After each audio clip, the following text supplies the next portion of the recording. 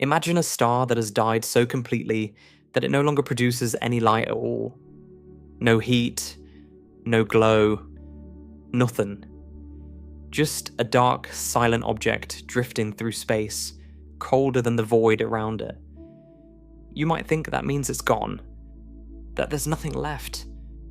But you'd be wrong. Because inside that dead star, something would still be there. An object roughly the size of Earth, but with the mass of an entire sun, packed so tightly that a single teaspoon of its material would weigh more than 5 tons. Matter so dense and so strange that it doesn't behave like anything you've ever encountered. And here's the unsettling part. No such object exists yet. The universe isn't old enough, but physics tells us exactly what will be waiting inside. Before we go any further, if you find this kind of deep exploration interesting, a quick like or subscribe really helps the channel grow. It's a small thing for you, but it makes a huge difference for me. Also, before we begin, we're now live on Spotify. The link's in the description if you'd like to listen to us wherever you are. Now, let's begin. When a star dies, most people imagine an explosion.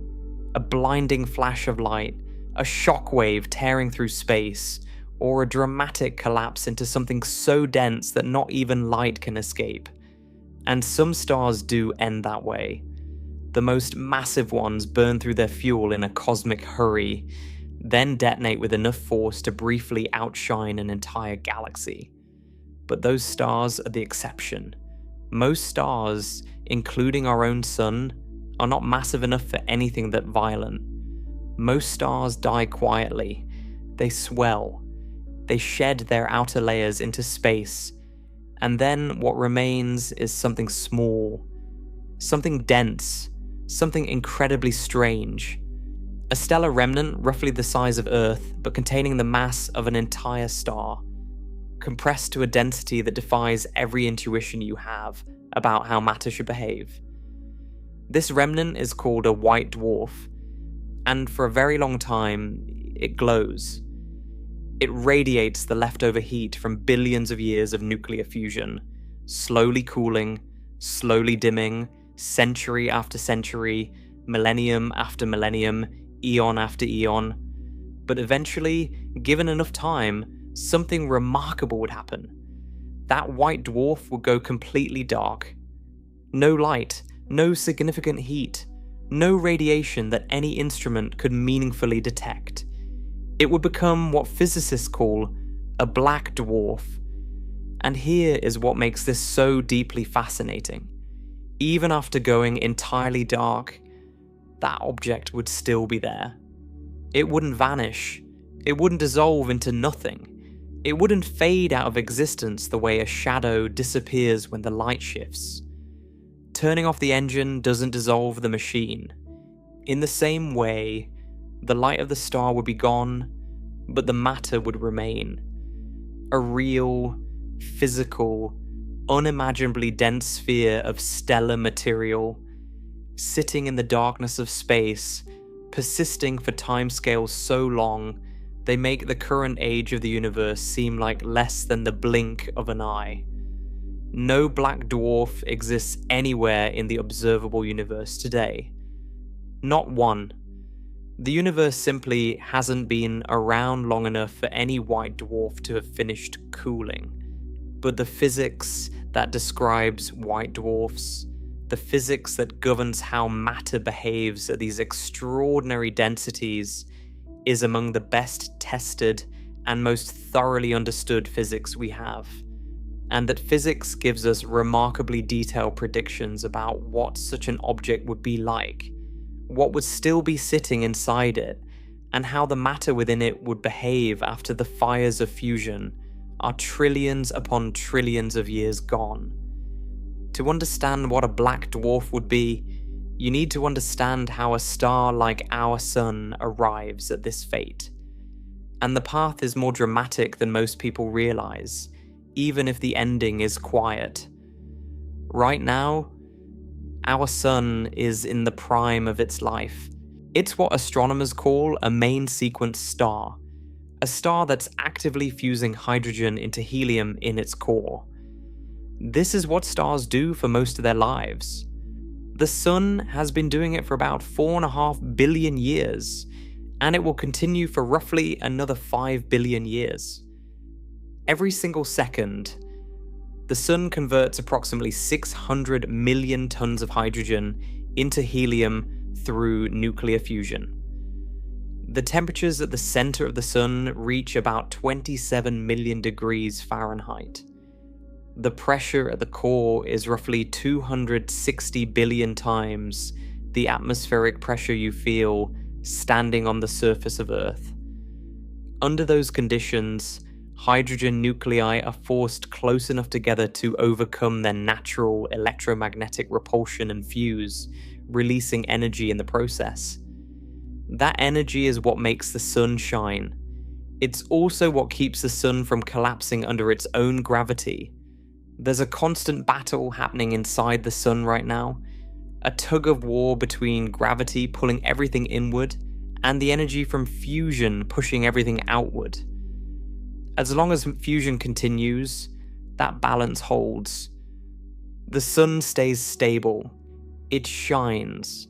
It keeps the solar system warm and lit. But fusion won't last forever. The Sun has a finite supply of hydrogen in its core. It's enormous by human standards, but it's not infinite. And the Sun is burning through it steadily, 600 million tons every second, day after day, year after year, for billions of years. In about 5 billion years, the hydrogen fuel in the core will run low. When that happens, the core will begin to contract because there's no longer enough outward pressure from fusion to hold it up against gravity. As the core contracts, it heats up further. The temperatures climb high enough to ignite a new round of fusion, this time fusing helium, the product of all that earlier hydrogen burning. Helium fusion produces heavier elements, primarily carbon and oxygen.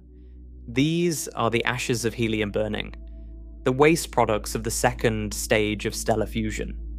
Meanwhile, the outer layers of the star respond to the dramatic changes happening in the core. They expand enormously. The Sun will swell into a red giant, growing so large that it will engulf the orbits of Mercury and Venus.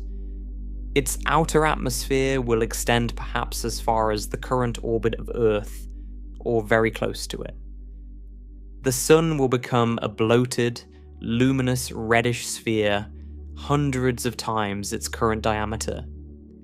If you could somehow watch this happen from a safe distance, the transformation would be staggering. The familiar yellow star you've known your entire life would become a monstrous red orb, glowing dimly but stretching across a volume millions of times larger than it occupies today.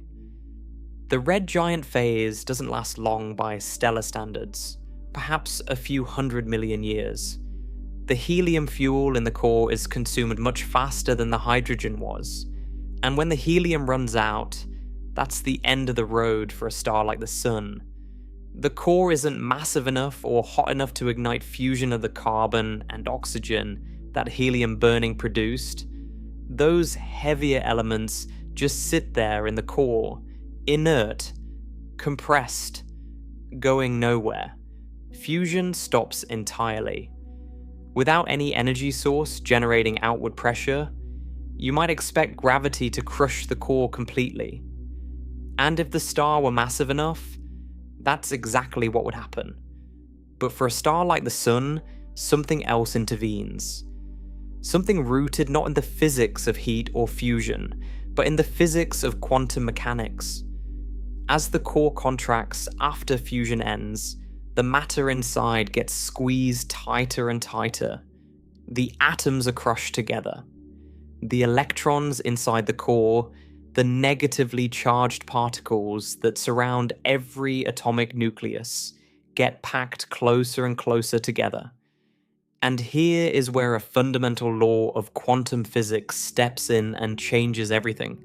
The Pauli exclusion principle, formulated by physicist Wolfgang Pauli in 1925, states that no two electrons can occupy the same quantum state at the same time and place. This is not a guideline. It's not an approximation. It's an absolute, inviolable rule of nature. It's as fundamental as gravity itself. When you try to squeeze electrons into the same quantum state, they resist.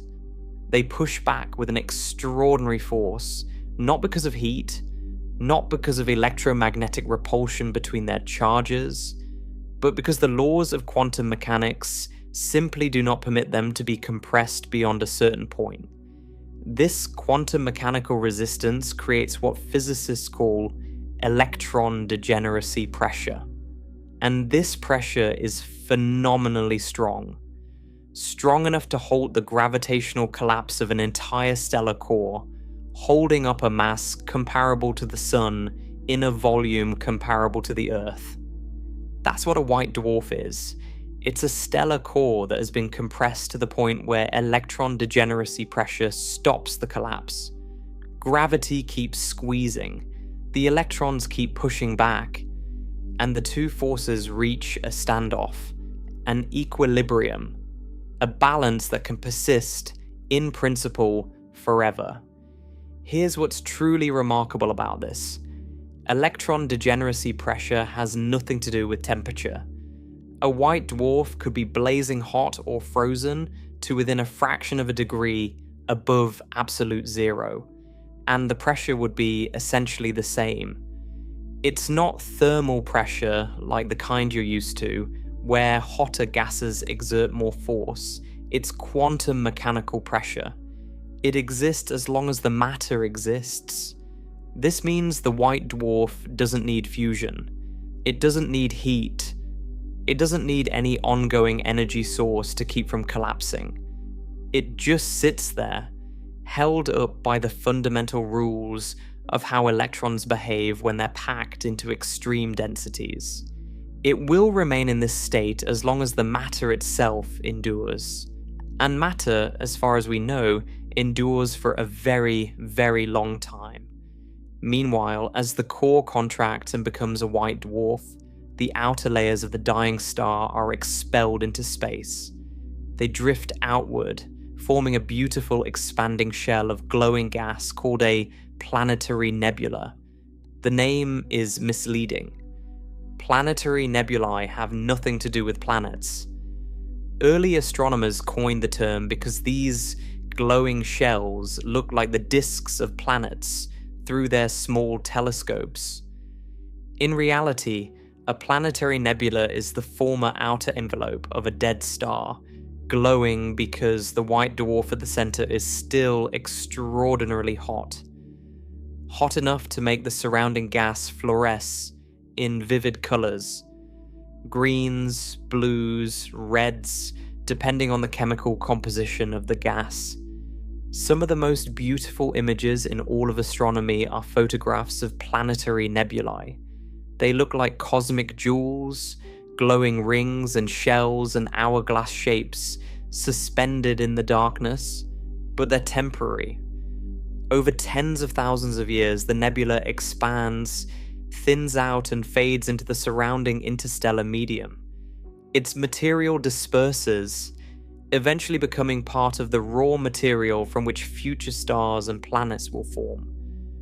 What's left behind is the white dwarf itself, alone in space, naked, stripped of its outer layers, exposed to the universe. A typical white dwarf has roughly 60% of the Sun's mass compressed into a sphere roughly the size of Earth. The Sun is about 864,000 miles across. Earth is about 7,900 miles across. All of that stellar mass crammed into something over 100 times smaller in diameter than the star it came from. The density this produces is almost beyond comprehension.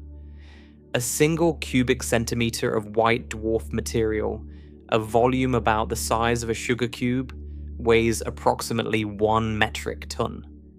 A teaspoon of this stuff brought to Earth's surface would weigh about 5 tons. If you somehow held a piece the size of a marble, it would weigh as much as a large automobile.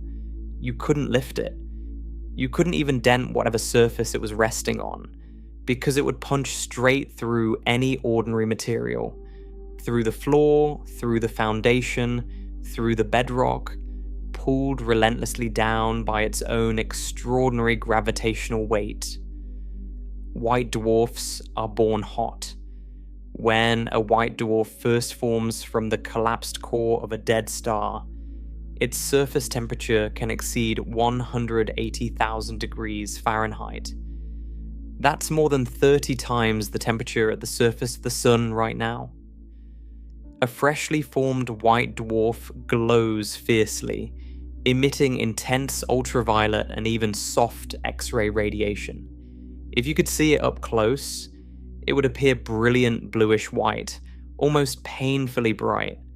But here's the crucial thing. Here's what separates a white dwarf from a living star. A white dwarf has no energy source.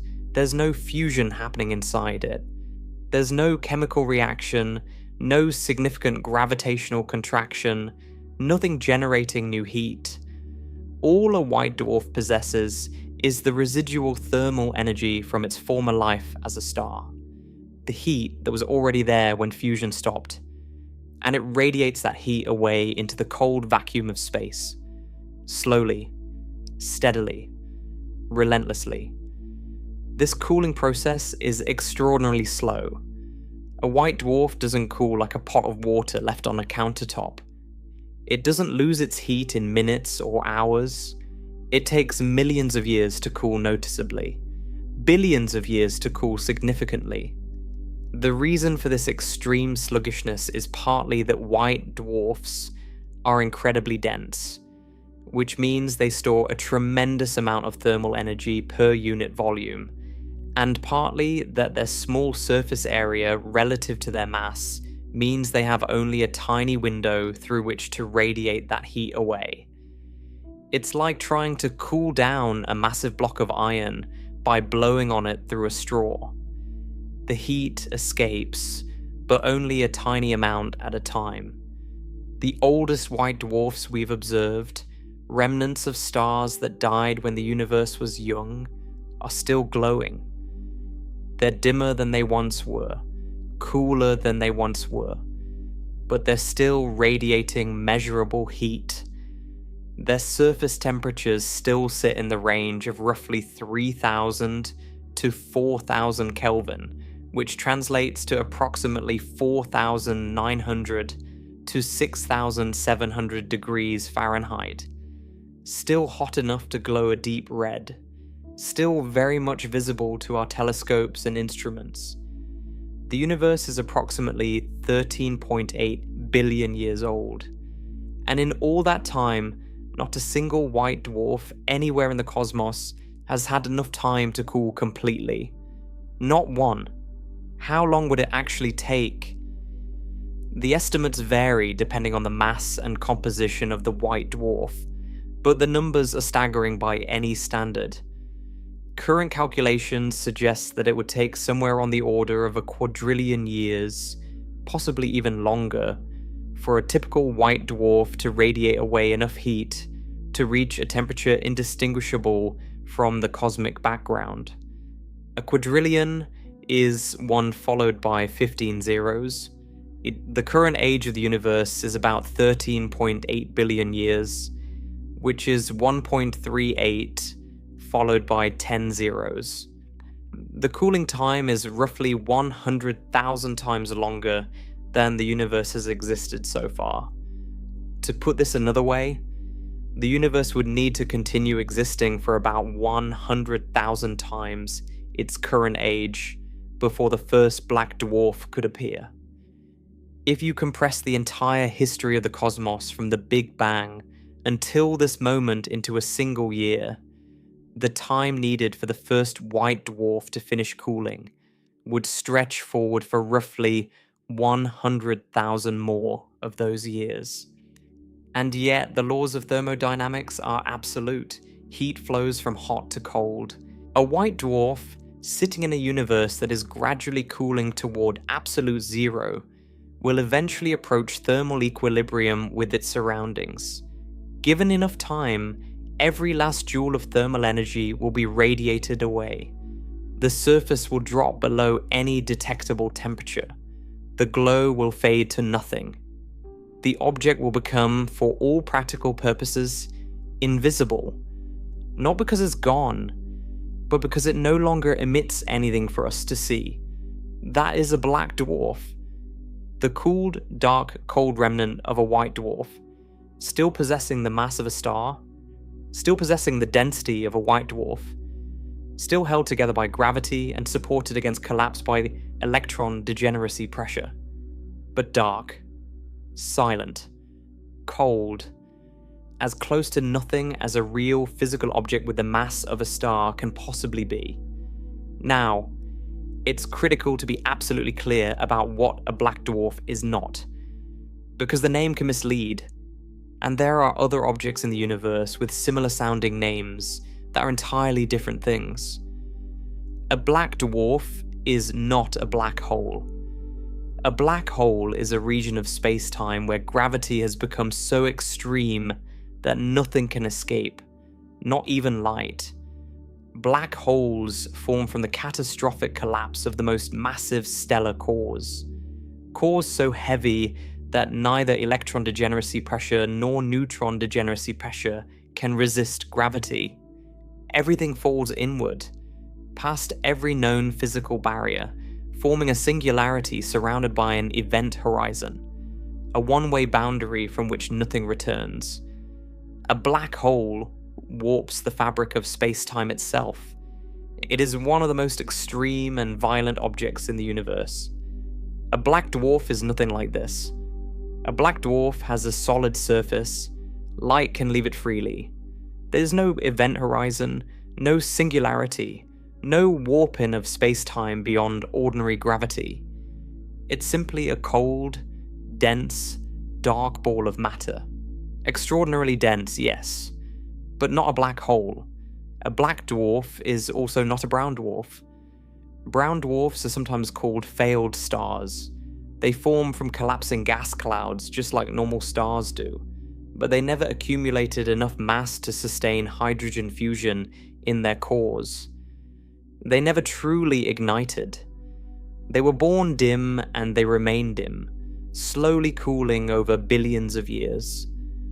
But brown dwarfs are fundamentally different from white dwarfs in almost every way. A brown dwarf is much less dense than a white dwarf. It's more like an oversized gas giant planet than a stellar remnant. A brown dwarf has a mass somewhere between roughly 13 and 80 times the mass of Jupiter. A white dwarf, and therefore a black dwarf, has the mass of an entire star compressed into a body the size of a planet. The interior physics is completely different. The name similarity is coincidental and unfortunate. A black dwarf is also not a neutron star. Neutron stars form from the cores of much more massive stars, those that end their lives in supernova explosions. If a collapsing core is too massive for electron degeneracy pressure to halt the collapse, the electrons get forced into the protons, converting them into neutrons, and the core collapses further until neutron degeneracy pressure stops it. A neutron star is far denser than a white dwarf. A typical neutron star has about 1.4 to 2 times the mass of the Sun, compressed into a sphere roughly 12 miles across. Not 8,000 miles like a white dwarf, 12 miles. The density of a neutron star is about 100 trillion times the density of water, millions of times denser than a white dwarf. Neutron stars do cool over time, and a cold neutron star is still a neutron star. It doesn't become a black dwarf. The term black dwarf refers specifically, exclusively, and only to the cooled remnant of a white dwarf, nothing else. So a black dwarf occupies a very precise place in the catalogue of dead stellar objects. It is the final state of a star that wasn't massive enough to explode in a supernova, wasn't massive enough to form a neutron star or a black hole, but was massive enough to leave behind a white dwarf when its fusion fuel was spent. And critically, most stars in the universe fall into this exact category. About 97% of all stars in the Milky Way will end their lives as white dwarfs.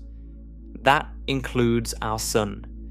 It includes Sirius B, the white dwarf companion of the brightest star in our night sky. It includes virtually every star less than roughly 8 solar masses, which is the overwhelming majority of stars that have ever existed or ever will exist. Every single one of those white dwarfs, given enough time, would become a black dwarf. This isn't a rare or exotic fate.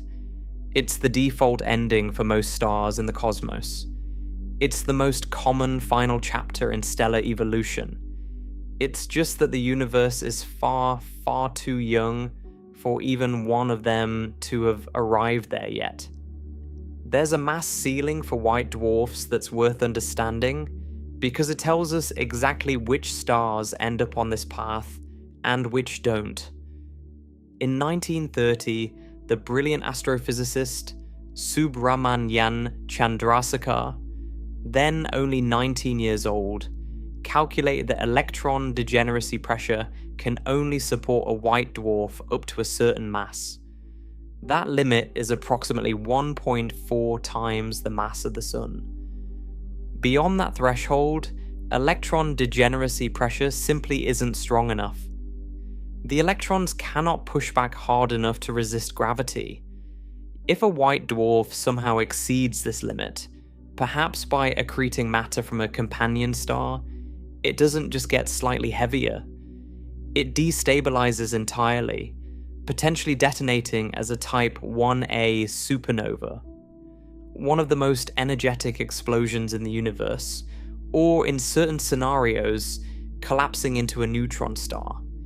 This mass limit, known as the Chandrasekhar limit, is one of the most important numbers in all of stellar astrophysics. Below this limit, a white dwarf is stable. It simply sits there, supported by quantum mechanics, cooling slowly and peacefully into the darkness. Most white dwarfs we observe today have masses around 0.6 solar masses, roughly 60% of our Sun's mass. That's the typical mass a black dwarf would have. Not a terribly large object by stellar standards, but all of that mass compressed into something the size of Earth creates densities and conditions unlike anything else in ordinary experience. Now, think about what all of this means for the far future. When you look up at the night sky and see the stars, the vast majority of them will eventually become white dwarfs, and every one of those white dwarfs will eventually cool, and every one of those cooled remnants will become a black dwarf. The far future universe, tens of trillions, hundreds of trillions, quadrillions of years from now, will be littered with these objects. Dark remnants scattered across the cosmos in unimaginable numbers, not exploding, not shining, not producing any detectable signal, just existing. Silent, cold, patient, carrying the mass and matter of stars that once burned brilliantly, locked inside shells of ultra-dense material that refuse to collapse any further, waiting out eternity in perfect, absolute darkness. And yet, something would still be inside every single one of them. The matter that once powered a living star wouldn't vanish just because the star stopped shining. It would still be present, still dense, still locked in place by quantum mechanics and gravity. It would just be doing all of this in the dark. What that matter would look like, how it would be arranged, what kind of structure it would take, and how it would differ from the still hot interior of a white dwarf that exists today. Those are questions that physics can answer with surprising precision. Because even though no black dwarf has ever existed, the principles governing what happens inside one are among the best understood principles in modern physics. And what they tell us is remarkable. So a black dwarf would be a real, physical object.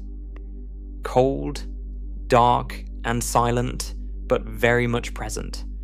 Not an absence of something, not empty space where a star used to be. An actual body, dense beyond ordinary comprehension, sitting in the void with the mass of a star locked inside it. But what would that mass actually consist of? What elements would be in there? What would the interior look like if you could somehow slice it open and peer inside? These are questions that sound speculative, but the answers are grounded in some of the most thoroughly tested physics we have.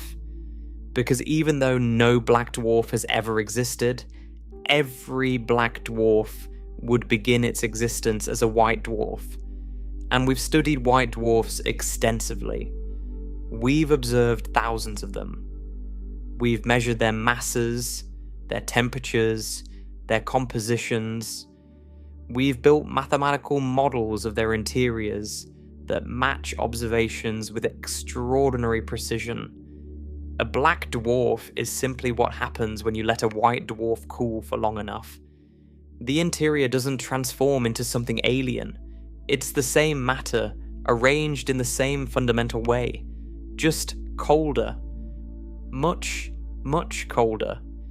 So when we ask what would be inside a black dwarf, what we're really asking is what's inside a white dwarf, and what happens to that material when all the heat is gone.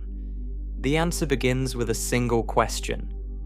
What was the star doing in the final stages of its life? Because the composition of a white dwarf depends entirely on how far up the fusion chain its parent star climbed before running out of fuel. Stars are fusion engines. They take lighter elements and smash them together under extreme heat and pressure to create heavier ones. The process starts with hydrogen, the simplest and most abundant element in the universe. Hydrogen fusion produces helium. If the star is massive enough and its core gets hot enough after the hydrogen is exhausted, helium fusion begins, producing carbon and oxygen. That's where the road ends for most stars. A star like our Sun will fuse hydrogen into helium, then fuse helium into carbon and oxygen, and then stop. The core never gets hot enough to fuse carbon or oxygen into anything heavier. Those elements just accumulate in the core like ash in a fireplace. The fire burns above them, consuming helium, but the ash itself doesn't burn. It just sits there, growing denser, growing heavier, until fusion ceases entirely, and all that remains is the white dwarf. This is why the overwhelming majority of white dwarfs, and therefore the overwhelming majority of future black dwarfs, would be composed primarily of carbon and oxygen.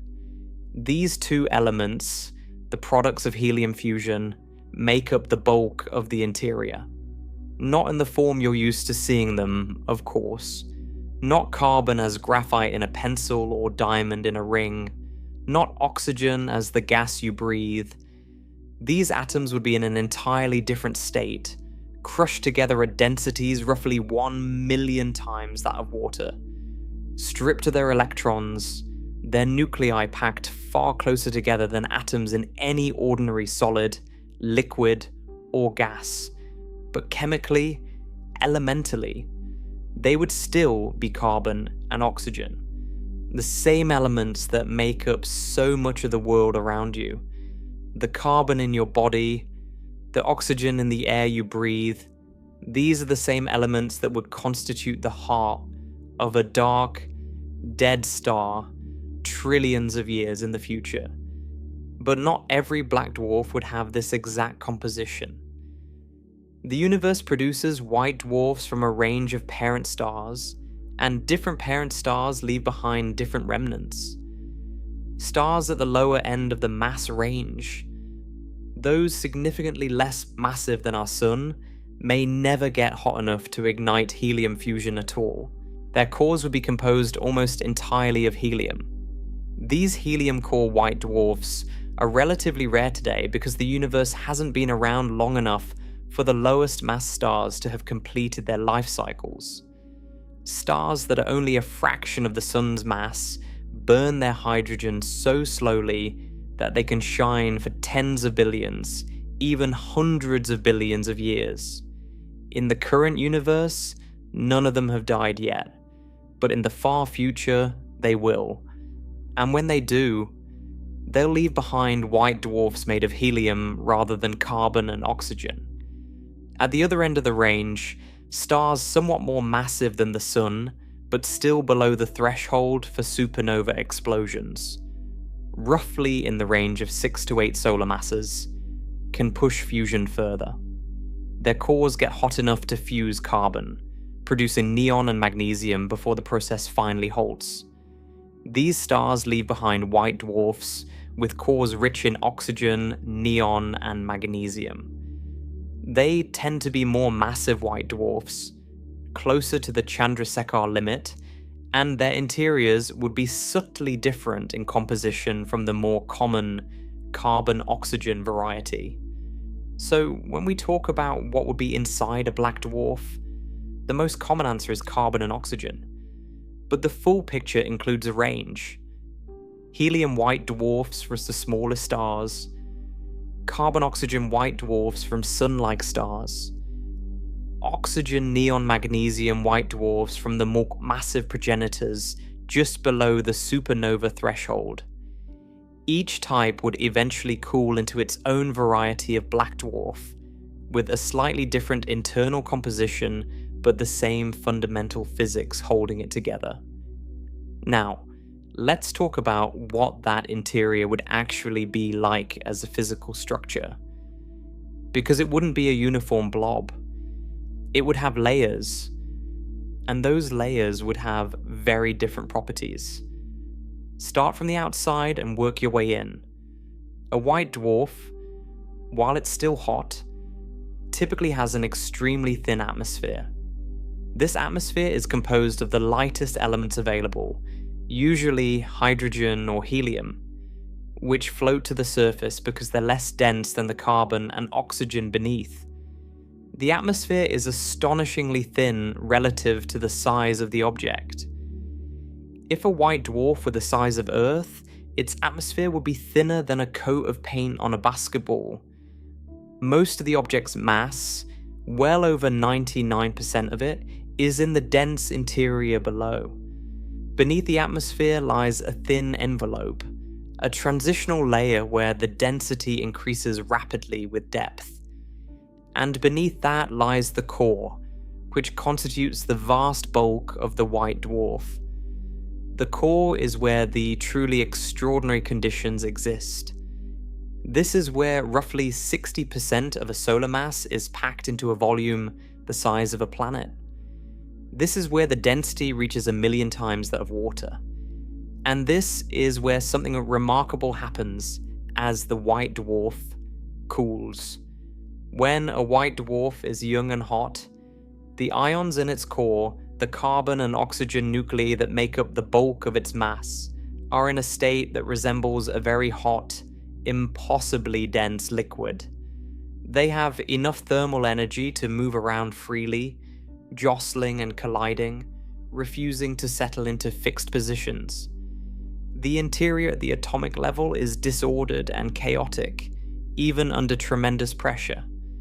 But as the white dwarf radiates away its thermal energy over billions and trillions of years, a transformation takes place. The interior begins to solidify. The ions, once free to roam, settle into fixed positions, organized into a regular, repeating structure, a rigid three-dimensional grid locked in place by the balance of gravitational compression, electron degeneracy pressure, and the Coulomb forces between them. What forms is a crystal unlike anything you've encountered in everyday life. Not quartz or diamond or table salt. Those crystals are held together by electromagnetic bonds between atoms at ordinary densities. This crystal is a lattice of bare atomic nuclei, carbon nuclei with 6 protons and oxygen nuclei with 8 protons, immersed in a sea of degenerate electrons that flow freely through the lattice like a quantum fluid. The electrons exist in a degenerate state, forced into their lowest available energy levels by the Pauli exclusion principle. They don't care about the temperature. Whether the white dwarf is at 100 million degrees or 10 degrees above absolute zero, the electron degeneracy pressure is essentially the same. The electron sea provides the outward pressure that holds the object up against gravity. The ionic lattice provides the rigid framework within which the electrons operate. The result is a material with no parallel in ordinary experience, with spacing between nuclei far smaller than in any ordinary crystal because the density is 1,000,000 times greater. This crystallization process has actually been observed. In 2019, astronomers analyzing data from the European Space Agency's Gaia spacecraft found direct evidence that white dwarfs undergo crystallization as they cool. The evidence came from a subtle clustering in the brightness and color of white dwarfs. As a white dwarf crystallizes, the phase transition releases latent heat, just like water releasing heat when it freezes into ice. This extra energy temporarily slows the cooling process, causing crystallizing white dwarfs to linger at certain temperatures and luminosities longer than they otherwise would. The Gaia data revealed exactly this effect. A pileup of white dwarfs at the predicted temperatures, confirming that crystallization is real and ongoing in white dwarfs throughout the galaxy right now. Billions of white dwarfs across the Milky Way are slowly turning into crystals as you listen to these words. There's an individual white dwarf that beautifully illustrates this process. BPM 37093, located about 50 light years from Earth in the constellation Centaurus, is a massive white dwarf that astronomers believe has already substantially crystallized. Observations of its pulsation modes, the way its surface vibrates, suggests that a significant fraction of its interior has solidified into a crystalline lattice. Some researchers have noted, with a touch of poetic license, that a crystallized carbon core is essentially a diamond. Not a diamond you could wear on a ring, obviously. A diamond the size of a planet with the mass of a star, sitting in the cold darkness of space, slowly cooling toward oblivion. The comparison isn't perfect, because the crystal structure inside a white dwarf may not match the exact tetrahedral arrangement of carbon atoms in a terrestrial diamond, and oxygen nuclei are also involved, not just carbon. But the basic idea is sound. The carbon nuclei are locked into a rigid crystalline lattice. The parallels to diamond, however imprecise, capture something true about the nature of this material. A black dwarf would represent the endpoint of this process, the completion of crystallization. In a still cooling white dwarf, crystallization begins at the center, where the density and pressure are highest, and gradually works its way outward as the temperature drops. At any given moment during the cooling process, a white dwarf might have a solid crystalline core, surrounded by a still liquid outer region where the ions haven't yet settled into a lattice. But a black dwarf, having cooled to completion, would be crystallized essentially all the way through. The entire interior, from the center to just below the thin residual surface layers, would be a single enormous crystal lattice, a rigid, ordered, three-dimensional grid of carbon and oxygen nuclei locked in place, immersed in a quantum sea of degenerate electrons. No liquid regions, no disordered zones, just solid, dark, cold crystal. A sphere of crystallized stellar matter roughly the size of Earth, with the mass of the Sun hanging in the void. Let me try to make the density tangible, because numbers like 1,000,000 times the density of water are easy to say, but hard to truly absorb. Water has a density of 1 gram per cubic centimeter. A cubic centimeter is roughly the volume of a sugar cube. 1 gram is roughly the weight of a paperclip. So a sugar cube of water weighs about as much as a paperclip. Ordinary iron has a density of about 7.8 grams per cubic centimeter. A sugar cube of iron weighs about as much as a few coins stacked together. You can hold it easily. The densest naturally occurring element on Earth's surface is osmium, at about 22.6 grams per cubic centimeter. A sugar cube of osmium would weigh less than an ounce, still easily held in your hand. The core of the Sun, under tremendous gravitational compression, reaches a density of about 150 grams per cubic centimeter, denser than anything on Earth's surface, but still within a range you could conceptualize. A sugar cube of the Sun's core material would weigh about 5 ounces, heavier than you'd expect for something that small, but you could still pick it up. Now consider a white dwarf. The average density is approximately 1,000,000 grams per cubic centimeter. That's 1 metric ton per sugar cube. A single piece of white dwarf material the size of a sugar cube would weigh as much as a small car. You couldn't pick it up with any equipment on Earth. It would crash through any surface you placed it on. If you dropped it from waist height onto solid ground, it would punch through the pavement, through the soil beneath, through the bedrock below that, and continue sinking toward the center of the Earth, pulled relentlessly downward by its own extraordinary gravitational weight relative to the material around it. Nothing in your everyday experience has prepared you for this kind of density. It's the density of matter that has been squeezed beyond every limit you've ever encountered, stopped only by the absolute flaw imposed by quantum mechanics. And here's what makes this truly astonishing in the context of a black dwarf. This density doesn't go away when the object cools. It doesn't depend on temperature, it doesn't require heat to be maintained. It doesn't require fusion. It doesn't require any energy input at all. The density is a consequence of how much mass is present and how strongly gravity compresses it, balanced against the electron degeneracy pressure that prevents further collapse.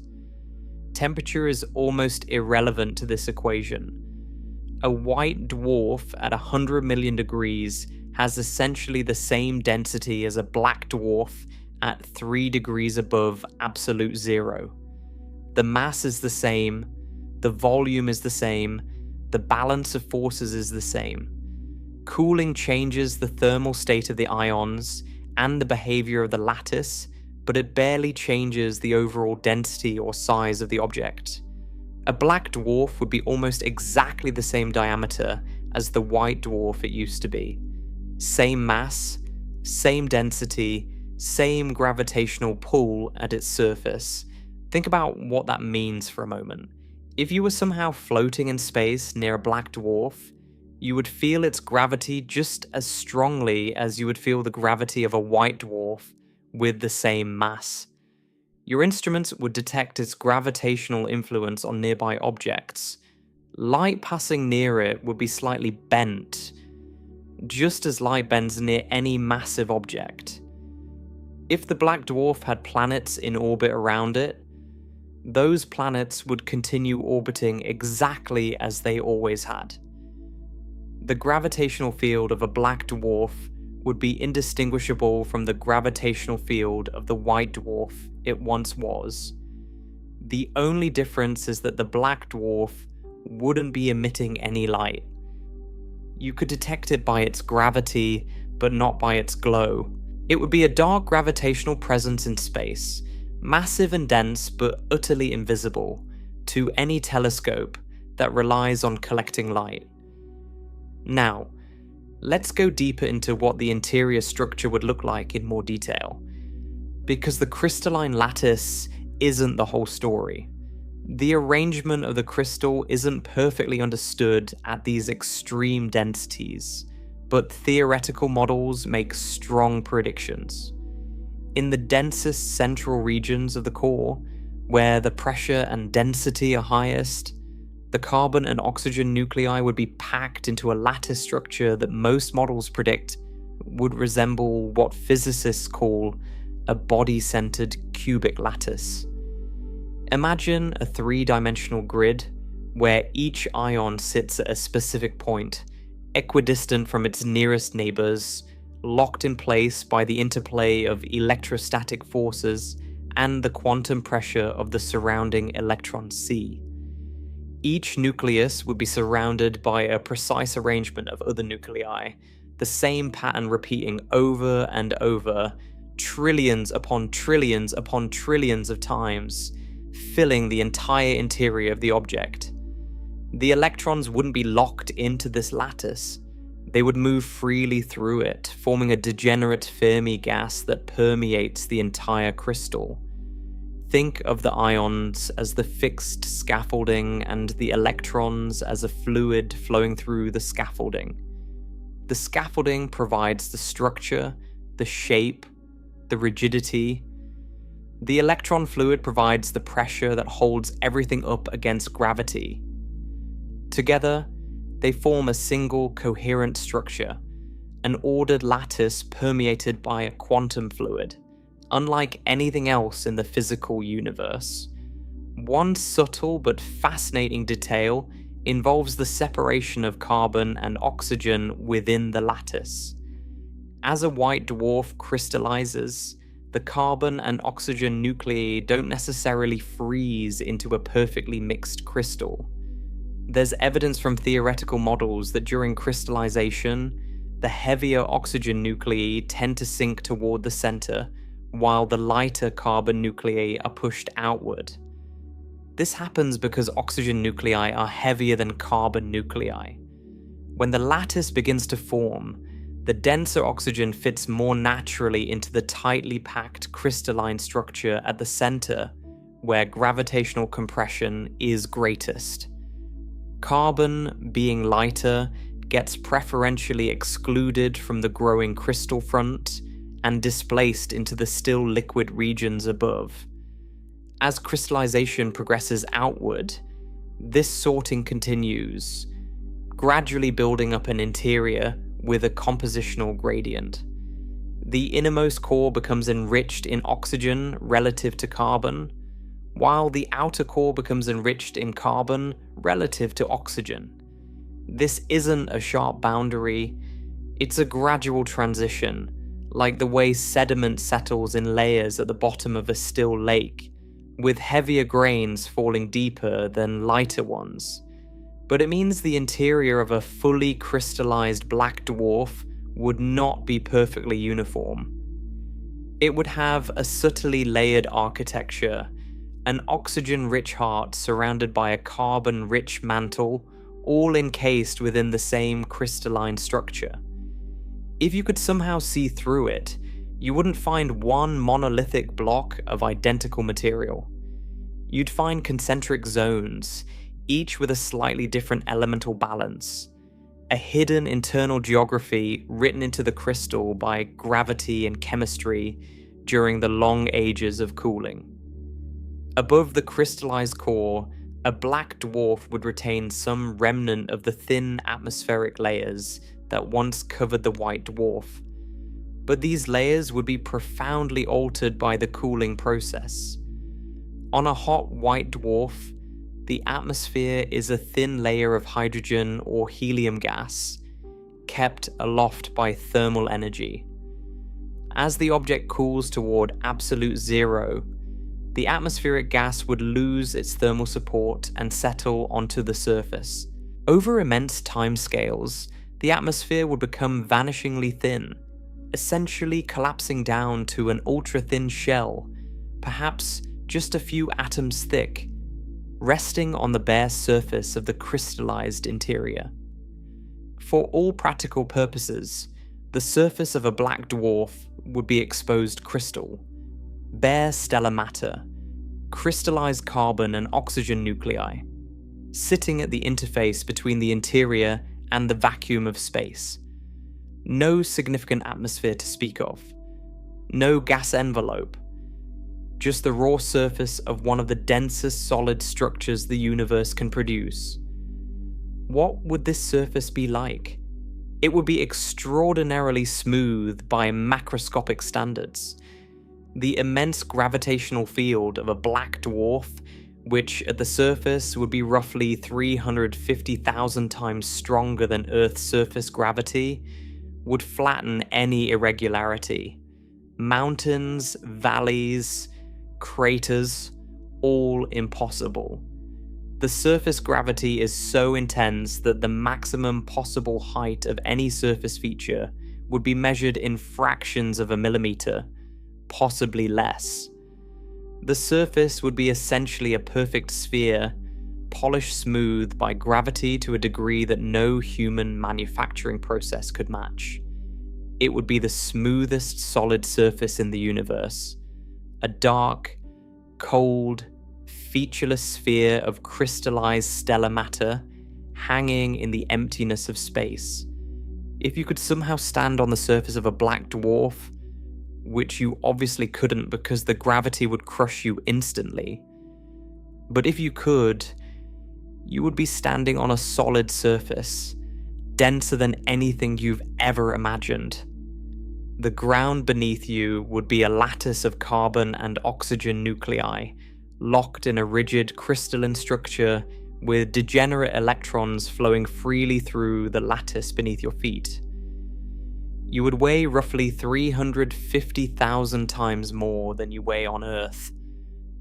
The gravitational pull would be so fierce that light leaving the surface would be measurably redshifted, stretched to longer wavelengths by the effort of climbing out of the gravitational well. Not by as much as light escaping a neutron star, and nowhere near the infinite redshift of a black hole's event horizon. But noticeably, even light would feel the weight of this object, and you would see nothing, absolutely nothing coming from the object itself. No glow, no shimmer, no faint residual warmth visible in infrared. The object would be at thermal equilibrium with the cosmic background. Its surface temperature would be indistinguishable from the temperature of empty space itself, which, by the time black dwarfs could exist, would be unimaginably close to absolute zero, far colder than the current background temperature of the universe. The black dwarf would be, for all electromagnetic purposes, invisible, a gravitational ghost, massive and real, but utterly dark. And this is perhaps the most profound thing about a black dwarf. Going dark doesn't mean going away. The matter that once powered a living star, that once burned with nuclear fire for billions of years, that once lit entire solar systems and made life possible on orbiting worlds, all of that matter would still be present. Every carbon nucleus, every oxygen nucleus, every electron, all still there, still locked in place, still supporting the structure against gravitational collapse through the same quantum mechanical principles that held up the white dwarf when it was blazing hot. The physics hasn't changed, the mass hasn't changed, the structure hasn't changed in any fundamental way. The only thing that's changed is the temperature. The thermal energy is gone.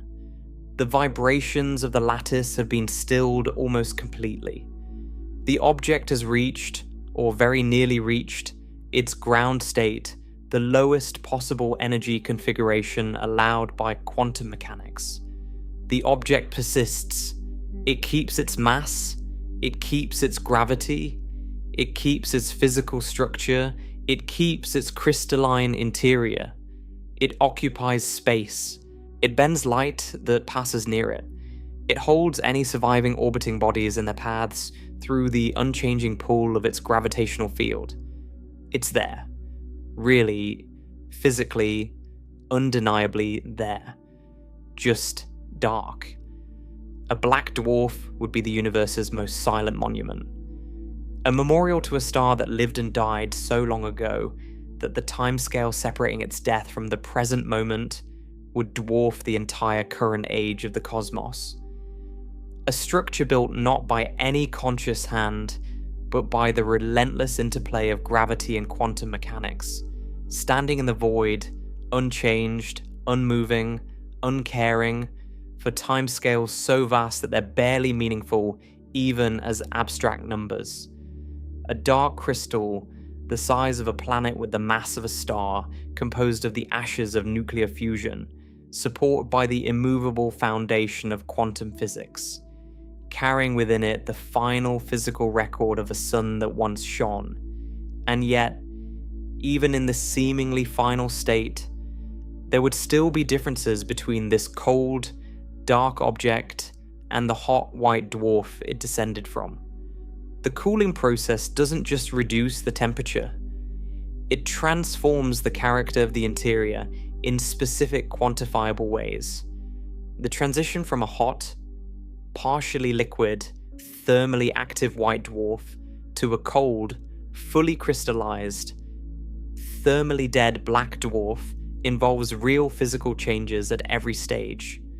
Changes in the behavior of the lattice, the arrangement of the surface layers, the dynamics of the electron sea, and the thermal properties of the material itself. The next step is to understand exactly how those changes unfold and what they mean for the internal state of the object. Because even among dead stars, there's a profound difference between a star that's cooling and a star that has finished cooling. A white dwarf is dying. A black dwarf is done. A white dwarf and a black dwarf are, in a certain sense, the same object. One is simply younger than the other. A black dwarf is what a white dwarf becomes after enough time has passed. The mass is the same. The composition is the same. The fundamental force holding the object up against gravity, electron degeneracy pressure, is the same. You might be tempted to think that cooling is just a minor detail, that a black dwarf is essentially a white dwarf with the brightness turned down to 0. But that would be wrong, because cooling changes the interior of this object in deep, specific, physically meaningful ways. Not the gross structure, not the overall mass or size, but the fine-grained character of the matter inside. The way the particles are arranged, the way they move or don't move, the way the lattice behaves, the way energy is stored and distributed. A hot white dwarf and a cold black dwarf are the same object in the way that a lake of liquid water and a solid block of ice are the same substance.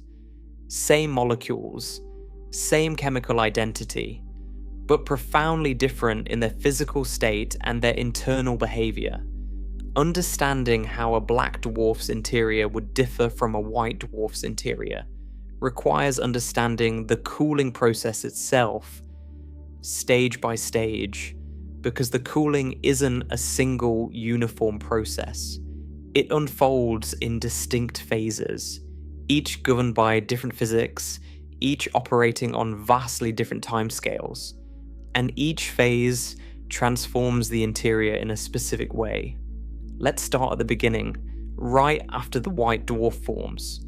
A freshly born white dwarf, just exposed by the departure of its planetary nebula, is extraordinarily hot.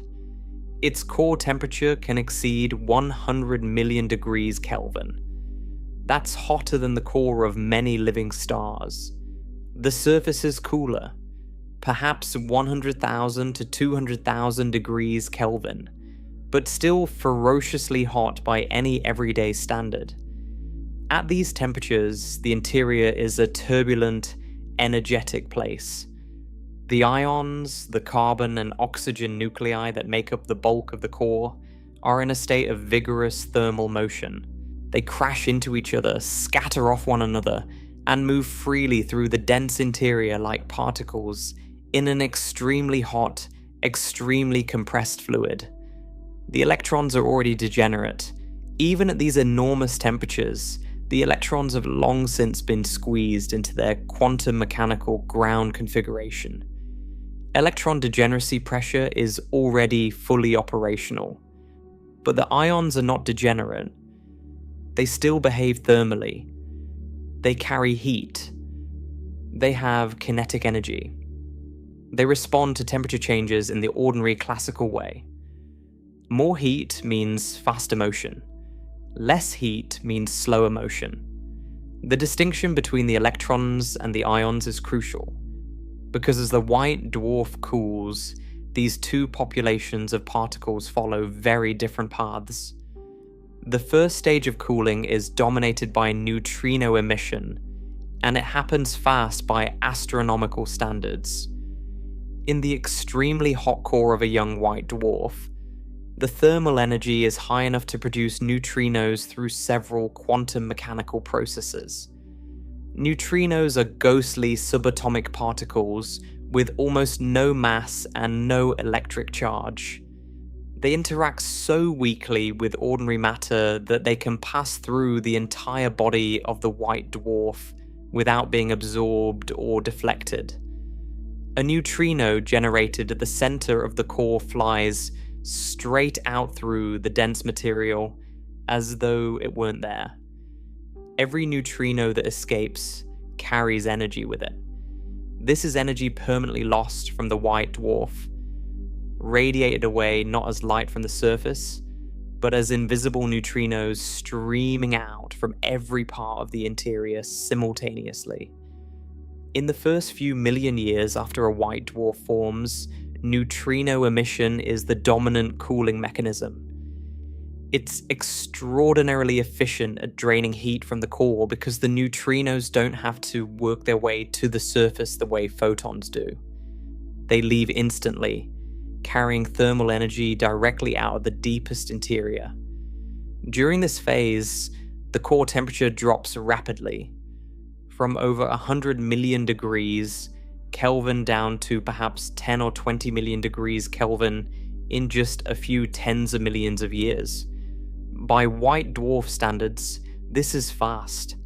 The interior is still blazing hot, still fully liquid in the ionic sense, still disordered at the atomic level, but the most intense thermal energy has been bled away by the departing neutrinos. Then the neutrino era ends. Once the core temperature drops below roughly 10 million degrees Kelvin, neutrino production rates fall dramatically. The thermal energy is no longer high enough to sustain efficient neutrino generation. From this point forward, the white dwarf cools primarily by radiating photons from its surface. This is the slow, grinding phase that will dominate the rest of the object's thermal life. And it's slow because of a fundamental bottleneck. The interior of the white dwarf is a good thermal conductor. The degenerate electrons carry heat efficiently throughout the core, keeping the interior temperature roughly uniform at any given time. Heat generated or stored deep inside the core is transported to the outer layers relatively quickly. But the surface layers, the thin envelope of non-degenerate material that sits above the dense core, act as a thermal blanket. They're opaque. Photons trying to escape from the interior get absorbed, re-emitted, scattered and absorbed again, over and over, slowly diffusing outward through the envelope, like a person trying to push through a dense crowd. This insulating layer controls the rate at which the white dwarf loses heat. It doesn't matter how efficiently heat moves through the core if it gets bottlenecked at the surface. The white dwarf can only cool as fast as its surface layers allow photons to escape. And those layers are remarkably effective at holding heat in. The physicist Leon Mestel was among the first to develop a rigorous theory of white dwarf cooling in the 1950s. His models showed that the cooling rate depends critically on the properties of this insulating envelope. A thicker hydrogen envelope slows the cooling. A thinner one allows it to proceed faster. The composition matters too. Helium is a less effective insulator than hydrogen. White dwarfs with helium-dominated atmospheres cool somewhat faster than those with hydrogen-dominated atmospheres. But regardless of these details, the cooling timescale is immense.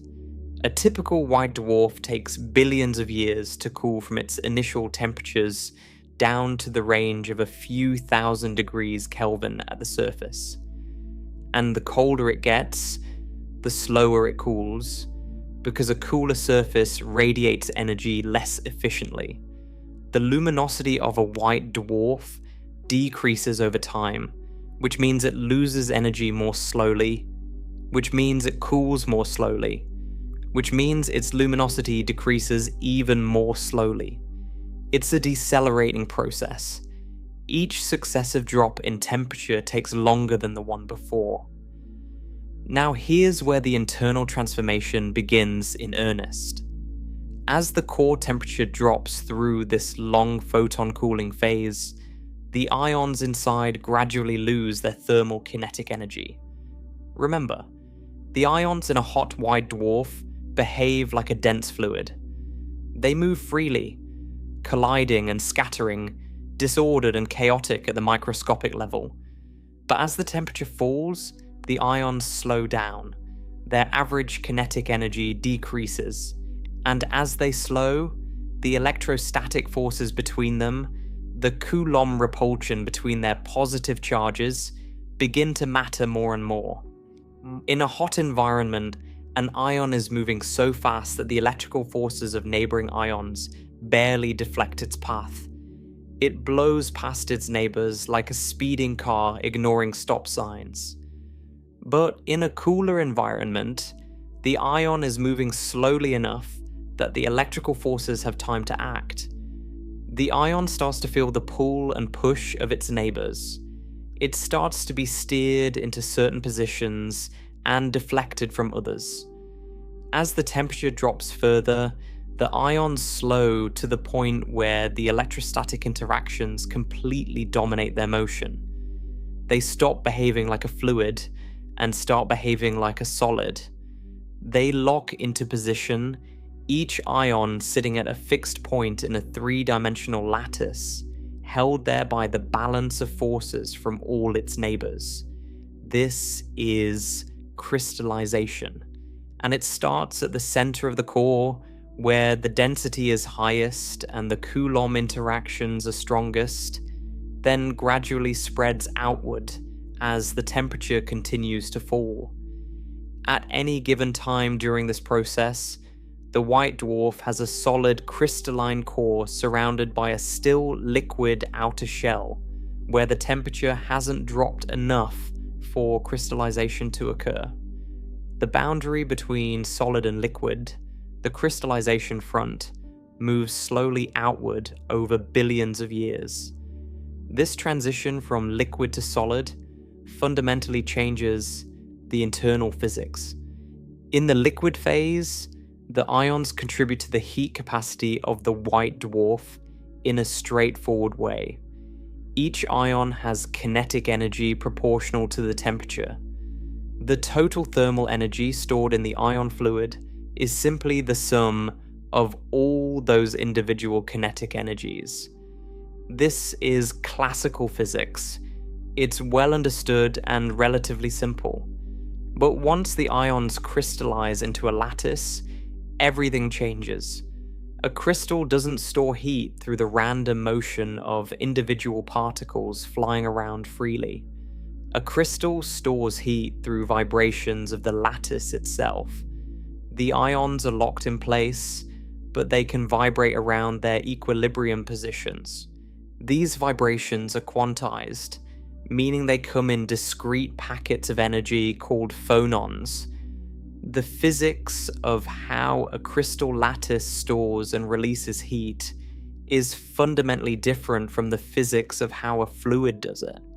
And this difference has profound consequences for the final stages of cooling. In a crystallized lattice, at very low temperatures, the heat capacity follows what physicists call the Debye model, named after the physicist Peter Debye, who developed the theory in 1912. The Debye model predicts that as the temperature of a crystal approaches absolute zero, its heat capacity drops dramatically. Specifically, it decreases proportionally to the cube of the temperature. Cut the temperature in half and the heat capacity drops by a factor of 8. Cut the temperature to 1/10 of its original value and the heat capacity drops by a factor of 1,000. This means that at very low temperatures, a crystallized lattice holds almost no thermal energy at all. It takes very little heat loss to produce a large drop in temperature. The cooling accelerates, in a sense, because the lattice has less and less thermal energy to lose. But this acceleration is relative.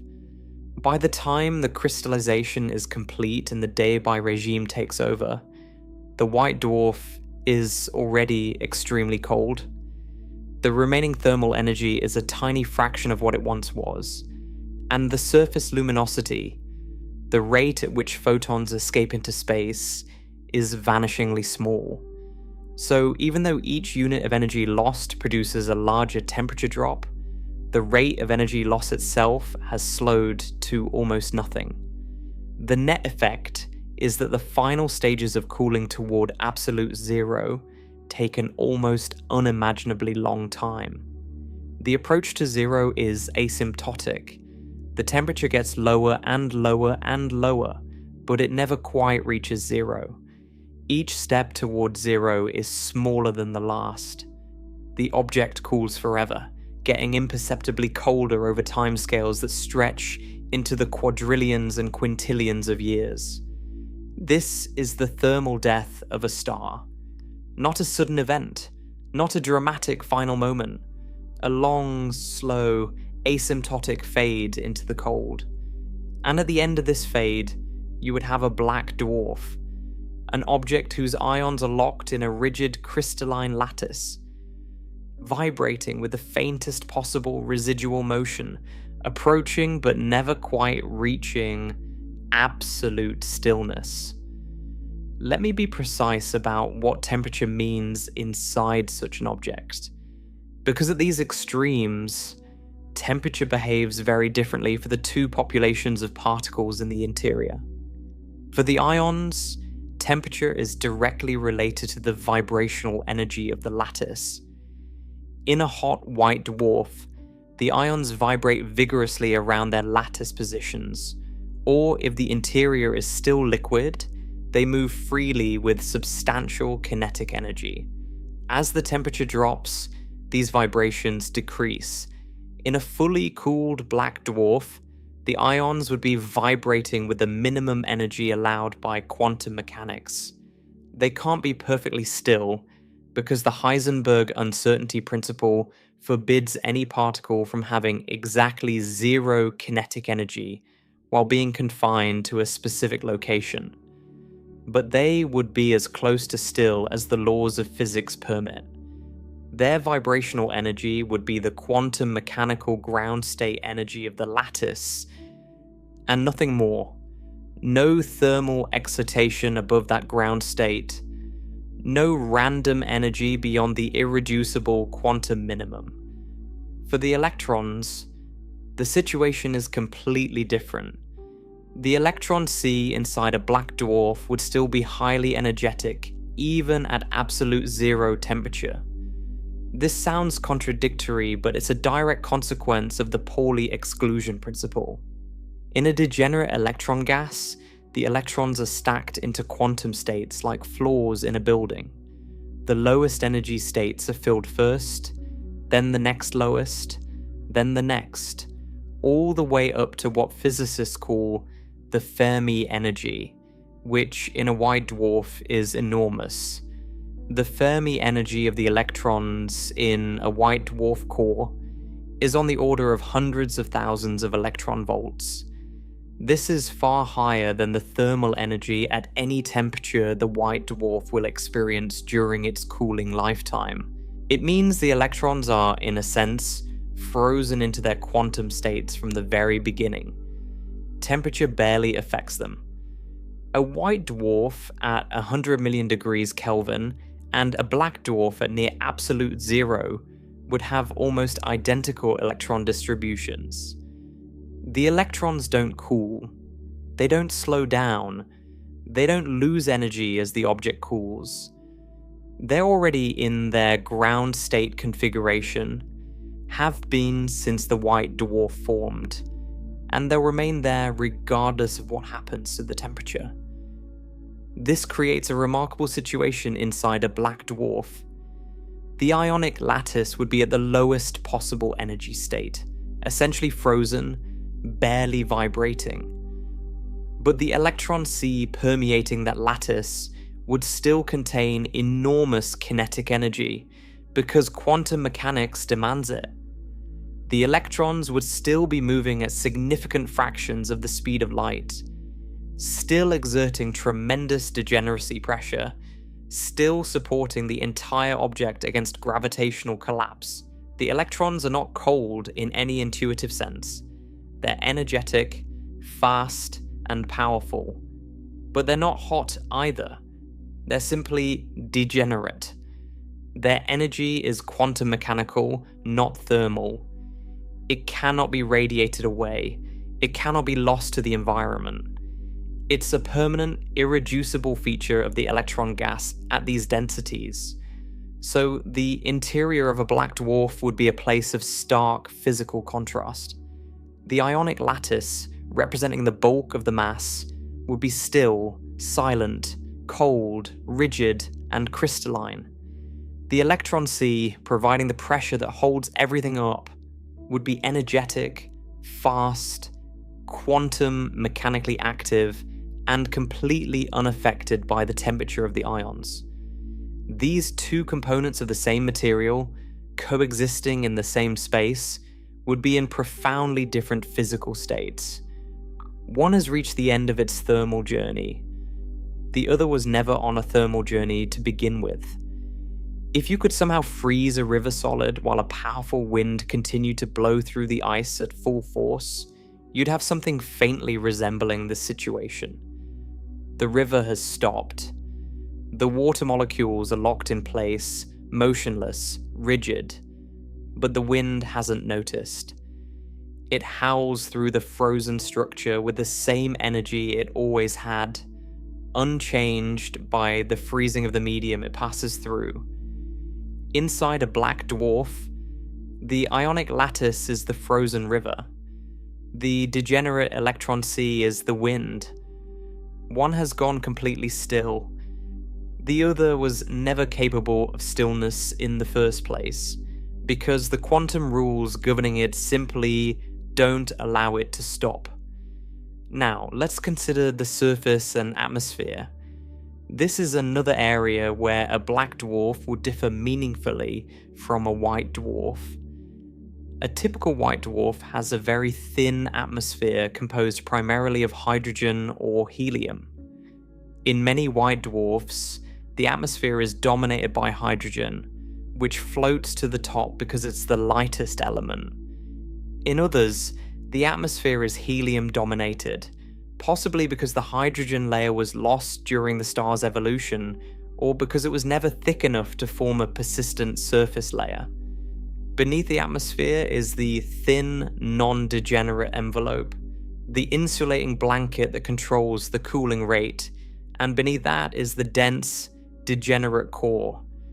As a white dwarf cools over trillions of years, its atmosphere would undergo slow but significant changes. On a hot white dwarf, the atmosphere, though thin, is dynamic. It's hot enough to emit light. It absorbs and re-emits radiation at specific wavelengths, creating the spectral lines that astronomers use to identify the chemical composition of the white dwarf's surface. The atmosphere mediates the relationship between the white dwarf's interior and the universe outside. It's the window through which the interior's thermal energy escapes. On a black dwarf, that window would have closed entirely. As we discussed, the atmospheric gas would have lost its thermal support and settled onto the crystallized surface below, collapsing into an ultra-thin frozen film. The atmosphere wouldn't have vanished. Its atoms would still be there, but it would no longer function as a gaseous layer. There would be no spectral lines to observe, no radiation to carry information outward, no weather, no winds, no dynamic processes of any kind. The relationship between the interior and the outside universe would be severed. The black dwarf would be thermally isolated, not because something is blocking the radiation, but because there's no thermal energy left to radiate. Let me also address the magnetic field, because white dwarfs often have significant magnetic fields, and the fate of that field in a black dwarf is an interesting question. Many white dwarfs possess magnetic fields ranging from a few thousand to over 1 billion times the strength of Earth's magnetic field. These fields are thought to be remnants of the magnetic fields of the parent star, compressed and amplified by the collapse of the core into the tiny volume of the white dwarf. A magnetic field that was spread across a star millions of miles in diameter gets squeezed into an object thousands of miles across. The field lines are concentrated, and the field strength increases enormously. In a white dwarf, these magnetic fields interact with the degenerate electron gas and the hot ion fluid. They can influence the cooling rate, affect the atmospheric structure, and create observable features in the white dwarf spectrum. But in a black dwarf, the situation changes. With no significant atmospheric dynamics, no convective motions at the interior because the lattice is solid and rigid, and no thermal currents to sustain or amplify the field, the magnetic field would slowly decay over time. The timescale for this decay in a crystallized, solid object is not entirely certain, but it's expected to be very long, possibly comparable to the cooling timescale itself. A black dwarf might retain a residual magnetic field for an extraordinarily long time, but it would be weaker than it was during the white dwarf phase, and it would have no observable consequences because there's no atmosphere to light up and no surrounding plasma to interact with. Now, I want to be very clear about something, because it matters enormously for the integrity of everything we've discussed. Everything I've described so far, the neutrino cooling, the photon cooling, the crystallization process, the de-bi-cooling of the lattice, the behavior of the degenerate electron gas, the settling of the atmosphere, all of this is grounded in well-understood, well-tested physics. These are not guesses. They are not speculations. They are not scenarios that might or might not happen depending on some unknown variable. The physics of electron degeneracy is confirmed by countless experiments and observations. The crystallization of white dwarf interiors has been directly observed through the Gaia spacecraft data. The de-bi model of crystal cooling has been tested in laboratory settings for over a century. The neutrino physics governing the early cooling stage is supported by decades of particle physics experiments. The behavior of Fermi gases at extreme densities is among the most rigorously verified predictions of quantum mechanics. When we say a black dwarf would have a crystallized interior with ions locked in a lattice and electrons in a degenerate Fermi sea, we're not extrapolating into unknown territory. We're extending well-proven physics across longer timescales. The physics doesn't change just because the clock runs longer. The laws governing how matter behaves at these densities are the same whether you wait 1 billion years or 1 quadrillion years. The only uncertainty is whether something we haven't anticipated might intervene over those longer timescales, and that's where we must begin to separate the firmly grounded from the more speculative. But the baseline picture, the crystallized interior, the degenerate electron pressure, the settled atmosphere, the bare smooth surface, all of that follows directly and inevitably from physics that has been tested, measured, observed, and confirmed in the real universe. So here is where we stand. A black dwarf's interior would differ from a white dwarf's interior in several specific, well-defined ways.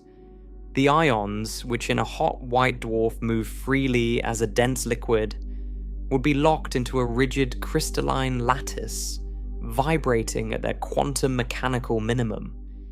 The atmosphere, which on a hot white dwarf glows and mediates the transfer of heat to space, would have collapsed into a thin, frozen film on the surface, effectively shutting down all thermal radiation.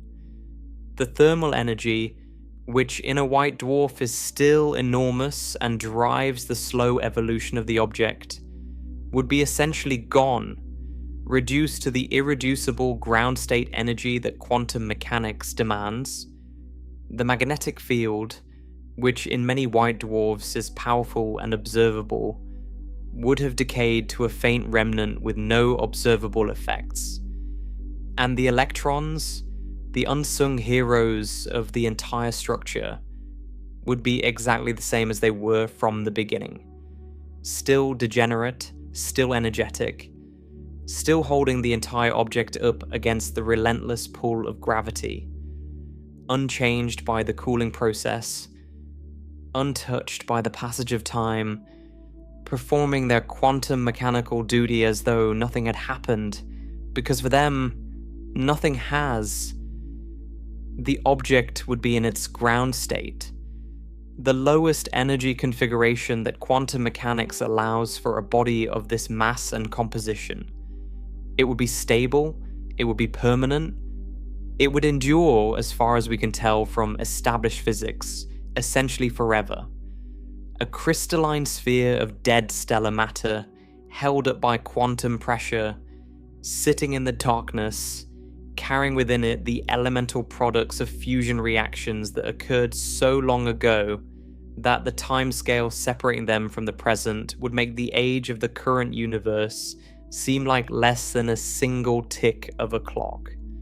But forever is a very strong word.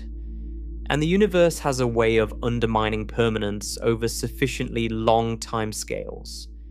Even the most stable configurations can be slowly eroded by processes that operate on timescales so vast they seem absurd to contemplate. Processes that are physically motivated, consistent with known laws, but that have never been observed and may never be observable in any practical sense. Processes that move so slowly that nothing in the current universe, nothing in the next trillion years or the next quadrillion would reveal their effects. But given enough time, given timescales that make even the age of a black dwarf seem short, they might slowly, imperceptibly, profoundly alter what sits inside that dark, silent sphere. And that is where the story moves from the firmly established into something far stranger. Everything we've discussed so far rests on physics that has been directly observed, rigorously tested, and confirmed through decades of experiments and astronomical measurements. The crystalline lattice, the degenerate electron sea, the settling of the atmosphere, the cooling of the ions towards their quantum mechanical ground state. All of it follows from principles that are as well established as anything in modern science. But now we cross a line. Not a line between truth and fiction, but a line between what we've confirmed and what we can only project. Because when you extend the clock far enough, when you allow timescales that dwarf not just the current age of the universe, but the entire future lifespan of every star that will ever shine, the question stops being what a black dwarf would look like and becomes what would eventually happen to it. And the answers that physicists have proposed are among the strangest, most humbling ideas in all of science. They're physically motivated. They're consistent with known laws, but they describe processes so slow, so faint, so far beyond anything we could ever hope to observe, that they exist in a twilight zone between established physics and informed speculation. And it's important to be honest about exactly where that boundary sits. The first of these far future processes is something called quantum tunneling fusion. And to understand it, you need to understand a peculiar feature of quantum mechanics that has no parallel in everyday life. In the classical world, the world of baseballs and bowling balls and things you can hold in your hands, an object can't pass through a barrier that it doesn't have enough energy to overcome. If you roll a ball toward a hill and the ball doesn't have enough kinetic energy to reach the top, it rolls back. It never reaches the other side. This is basic mechanics, and it makes perfect intuitive sense. But in the quantum world, at the scale of atomic nuclei and subatomic particles, this intuition breaks down. Quantum mechanics tells us that a particle doesn't have a single definite position. It has a probability distribution, a smeared out cloud of possible locations. And this probability cloud doesn't stop at the edge of a barrier. It extends through the barrier, decaying exponentially with distance, but never quite reaching zero. This means there's always a small, finite probability that the particle will be found on the other side of the barrier, even if it doesn't have enough energy to climb over it classically. The particle tunnels through, not by breaking the barrier, not by gathering extra energy from somewhere, but simply because quantum mechanics allows it. The probability is typically very small, absurdly small for large barriers, but it is never exactly zero. And if you wait long enough, even the most improbable tunnel will eventually happen. This is not speculation. Quantum tunneling is one of the most thoroughly verified phenomena in all of physics. It's responsible for radioactive decay. It's what makes the sun work, because the hydrogen nuclei in the sun's core don't actually have enough thermal energy to overcome their mutual electromagnetic repulsion classically. They fuse because quantum tunneling allows them to occasionally pass through the Coulomb barrier between them. Without tunneling, the sun wouldn't shine. Nuclear fusion in every star in the universe depends on it. Tunneling also underlies the operation of tunnel diodes, scanning tunneling microscopes, and a host of other technologies. It's real. It's measured. It happens. Now apply this to the interior of a black dwarf. The carbon and oxygen nuclei are locked in their crystalline lattice, sitting at fixed positions, held there by the balance of electrostatic forces and the surrounding degenerate electron sea. They have essentially no thermal energy. They're not moving in any classical sense. They're vibrating at the quantum mechanical minimum and nothing more. In any classical description, these nuclei would sit there forever, unchanging, because they don't have nearly enough energy to overcome the enormous Coulomb barrier that separates them from their neighbors. Fusing two carbon nuclei together requires overcoming the electromagnetic repulsion between 6 protons worth of positive charge on one side and 6 protons worth on the other. At the temperatures inside a black dwarf, effectively 0, there is no thermal energy to help with this. Classical physics says fusion is impossible, but quantum mechanics says otherwise. There is a probability, a breathtakingly, almost incomprehensibly small probability, that 2 adjacent nuclei in the lattice will tunnel through the Coulomb barrier and fuse. It doesn't require heat. It doesn't require pressure beyond what's already there. It just requires time, enough time for an event with an almost vanishingly small probability per unit time to eventually occur. And in the far future, time is the one thing the universe has in unlimited supply. The physicist Matt Kaplan, working with colleagues, published detailed calculations on this process. What they found is remarkable and deeply strange. Over timescales so vast they make the current age of the universe seem instantaneous. Quantum tunneling would allow the nuclei inside a black dwarf to fuse, one pair at a time, transforming lighter elements into heavier ones. Carbon would fuse into heavier elements. Those products would eventually fuse further, and the process would continue, step by agonizing step, through progressively heavier elements, trending inevitably toward one destination: iron. Specifically, iron 56. It sits at the very bottom of the nuclear energy valley, among the most tightly bound nuclei in all of nature. It is the point beyond which fusion no longer releases energy. Once you reach iron, there's nowhere lower to go. Fusion beyond iron doesn't release energy. It requires energy. So the slow, patient, quantum tunneling fusion inside a black dwarf would gradually convert the carbon and oxygen lattice into an iron lattice, one fusion reaction at a time, over timescales that are almost impossible to express. How long?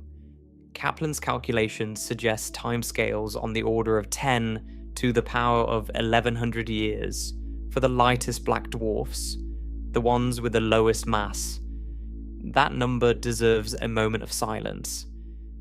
10 to the power of 1100. If you tried to write this number out, you would write a 1 followed by 1100 zeros. The current age of the universe, 13.8 billion years, is about 10 to the power of 10. The number of atoms in the observable universe is about 10 to the power of 80. 10 to the power of 1100 is so much larger than these numbers that comparing them is meaningless. It's not that 10 to the power of 1100 is a lot bigger. It's that the numbers don't even exist on the same conceptual scale. The ratio between 10 to the power of 1100 and 10 to the power of 80 is itself 10 to the power of 1020. You could multiply the age of the universe by itself 100 times over and still not reach these timescales. The words simply fail.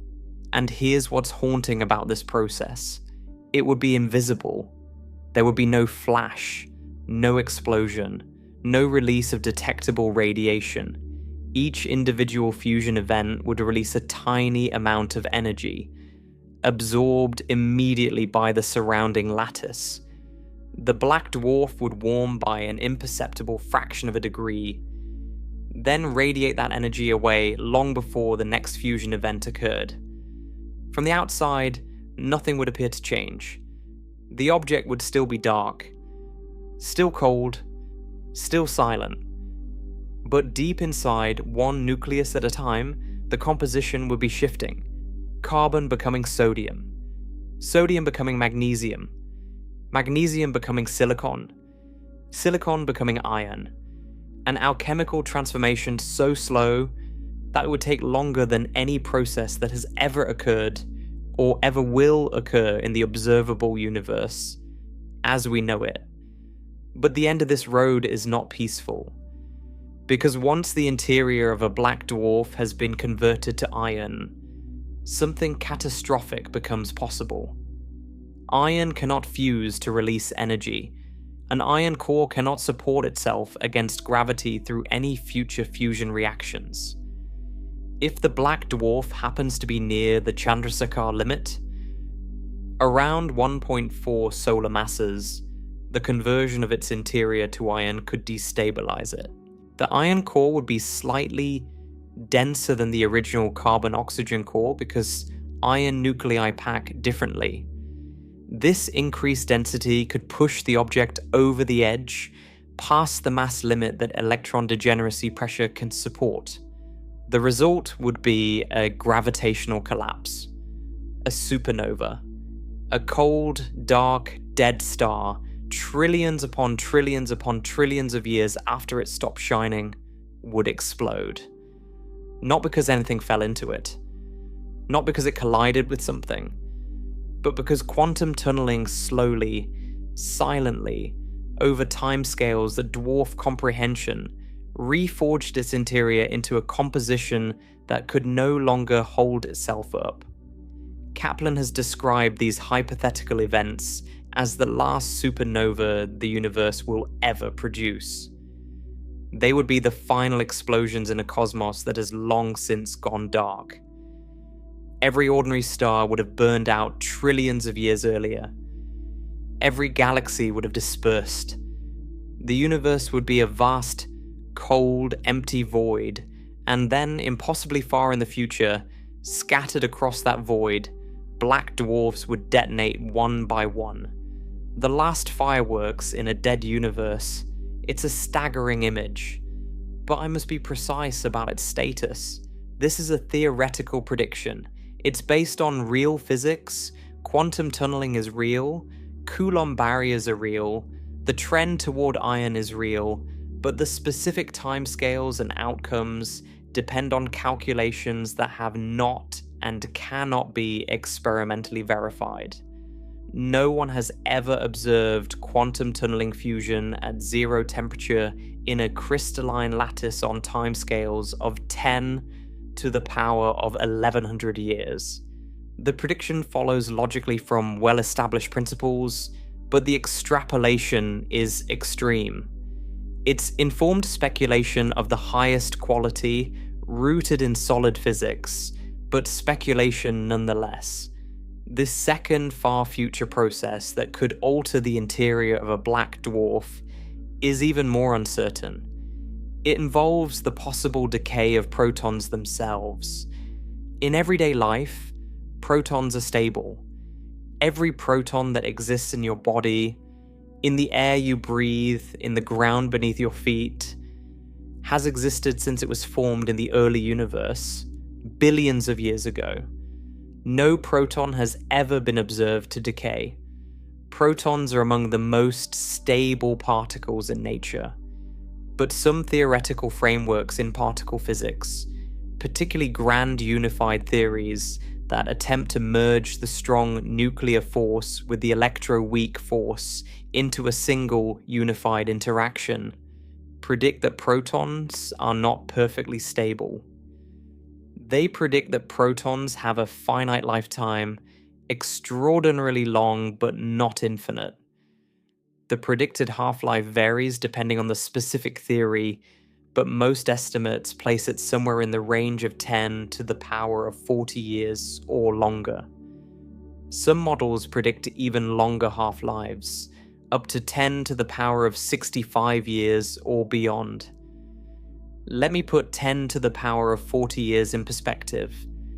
The universe is about 10 to the power of 10 years old. 10 to the power of 40 is 10 to the power of 30 times longer than the current age of the universe. That's 1,000,000 trillion times longer. If you took the entire history of the cosmos, from the Big Bang to this moment, and repeated it 1,000,000 trillion times, you'd reach the timescale where proton decay might begin to matter. These are not timescales that have any connection to human experience or even to the experience of the universe as it currently exists. They are timescales that stretch into a future so remote that the word future barely applies. If proton decay is real, and that remains a significant if, it would eventually erode every black dwarf from within. The protons inside the carbon and oxygen nuclei, or the iron nuclei if quantum tunneling fusion has already done its work, would slowly, one by one, decay into lighter particles. Each proton would decay into a positron and a neutral pion, or through other channels depending on the specific theory. The positron would annihilate with an electron, producing gamma rays. The pion would decay almost instantly into gamma rays as well. Each decay event would release a tiny burst of energy, a minuscule flash deep inside the crystalline lattice, slowly converting the mass of the black dwarf into radiation. Over timescales of 10 to the power of 40 years or more, these individual decay events would accumulate. The black dwarf would gradually lose mass. Its nuclei would disintegrate, one proton at a time. The crystalline lattice would slowly erode, losing structural integrity as the nuclei that compose it fall apart. Eventually, given enough time, there would be nothing left. The entire mass of the black dwarf, every carbon nucleus, every oxygen nucleus, every electron, would have been converted into radiation and lightweight decay products that disperse into the void.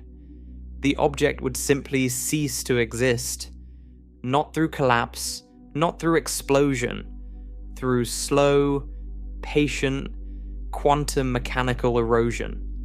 A star that took billions of years to live, trillions of years to cool, and unimaginable eons to crystallize would finally disappear entirely, dissolved by the impermanence of the very particles that composed it. But proton decay has never been observed. Experimentalists have searched for it with extraordinary sensitivity. Massive underground detectors filled with thousands of tons of ultra-pure water, surrounded by arrays of photomultiplier tubes, watching for the faint flash of light that would signal a single proton disintegrating, have been running for decades. The most sensitive experiments to date have established that if protons do decay, their half-life must be longer than about 10 to the power of 34 years. That rules out some of the simpler grand unified theories that predicted shorter lifetimes, but it doesn't rule out proton decay entirely. Many viable theories predict half-lives well beyond the current experimental limits. We simply haven't watched long enough or carefully enough to see it. The absence of evidence is not evidence of absence, especially when the predicted timescale is so far beyond our ability to test directly. So the fate of a black dwarf over these extreme timescales depends on physics we haven't confirmed.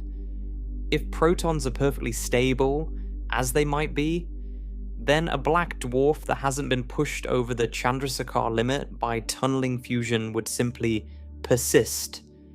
It would sit in the darkness, crystalline and cold, essentially forever. The lattice would endure, the electron degeneracy pressure would hold. The object would be, for all practical purposes, eternal. Not because nothing is happening inside it, but because the only processes that could change it either operate on timescales too long to matter or don't exist at all. If protons do decay, then even a black dwarf's permanence has a limit.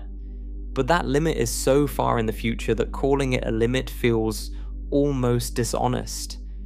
10 to the power of 40 years, or 10 to the power of 65, or longer. These are timescales where even the concept of time starts to lose its meaning. There's no context in which to place them, no landmark to anchor them to.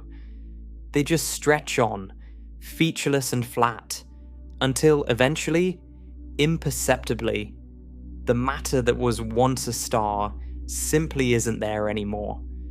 There's one more process worth mentioning, though it's even more speculative than proton decay.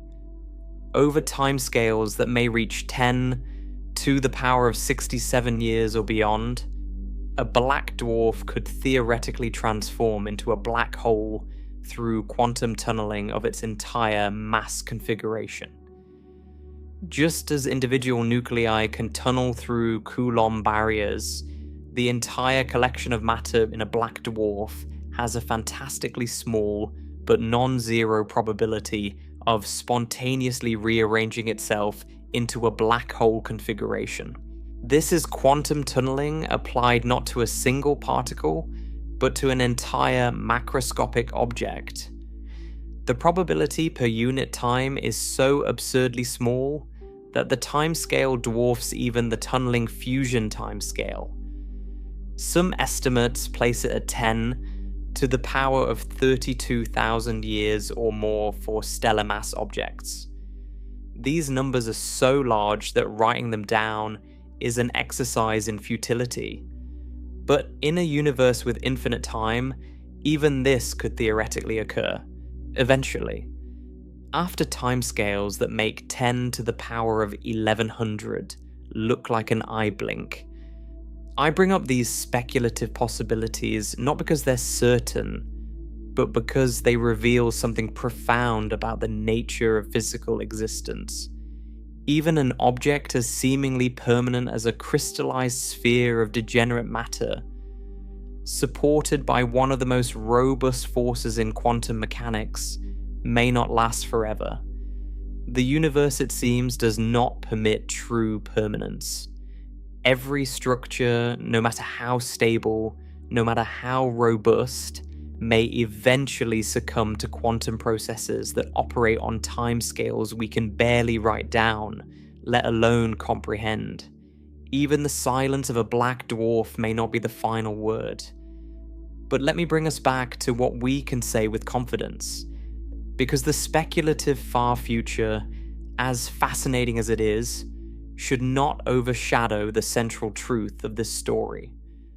A black dwarf would be, first and foremost, a real physical object. Dense, massive, gravitationally significant, composed of the same elements that were forged in the nuclear furnace of a living star. It would be cold and dark, yes. It would emit no light, produce no heat, generate no detectable signal of any kind.